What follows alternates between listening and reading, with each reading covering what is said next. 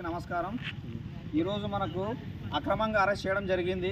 విషయానికి వస్తే భారత ప్రధాని నరేంద్ర మోదీ గారి తల్లిని రాహుల్ గాంధీ రాజకీయంగా ఎదుర్కోలేక అడ్డదారిలో తల్లిని అవమానించడము, ఇలాంటి చర్యలు దుందుర్పు చర్యలు చేయడం ఈ కాంగ్రెస్ పార్టీకే సొంతము. ఎప్పుడైతే కాంగ్రెస్ పార్టీ రాజకీయంగా మోదీ గారిని కానివ్వండి, భారతీయ జనతా పార్టీ గారిని కానివ్వండి, ప్రజల సమస్యలు కానివ్వండి తీర్చలేకుండా ఈరోజు నరేంద్ర మోదీ గారి తల్లిని అవమానించింది. నరేంద్ర మోదీ గారి తల్లిని అవమానించడం అంటే దేశ ప్రజలను అవమానించడమే. నరేంద్ర మోదీ గారి తల్లిని అవమానించడం అంటే ప్రతి ఒక్క భారతీయుని అవమానించడమే. కనుక రాహుల్ గాంధీ మరియు కాంగ్రెస్ ప్రభుత్వం ఖచ్చితంగా క్షమాపణ చెప్పాల్సిందే. క్షమాపణ చెప్పకపోతే భారతీయ జనతా పార్టీ తరఫున మేము ఉద్యమించి ఈరోజు అయినా చెప్తున్నాము.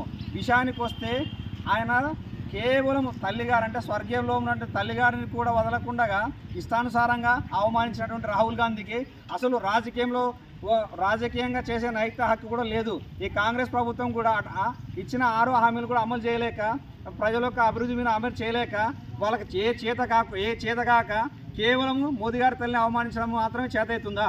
నీకు చేతనైతే ప్రజల సమస్యను తీర్చండి, నీకు చేతనైతే డ్రైనేజీలు కట్టండి, మీకు చేతనైతే ఎన్నో సమస్యలు ఉన్నాయి, సమస్యలపైన పోరాడండి.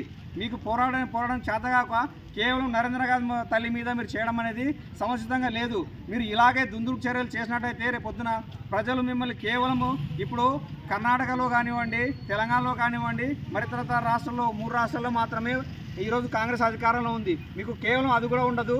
మీకు చెప్తున్నా, మీ చర్యలు మానుకోకపోతే మీకు భవిష్యత్తులో ముక్త భారత్ అవుతుంది.